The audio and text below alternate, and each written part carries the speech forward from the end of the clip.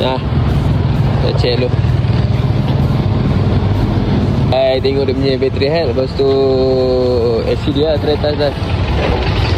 Lepas tu kau punya apa, charging port tu kan macam masuk tak masuk kan. Aku dah cuci sikit. Lepas tu okay lah tu. So ni apa, QR ke apa? QR. Dah. Right, nanti warranty sebulan. Orang boleh. LCD dengan ni lah, bateri. Berapa je? Yang tu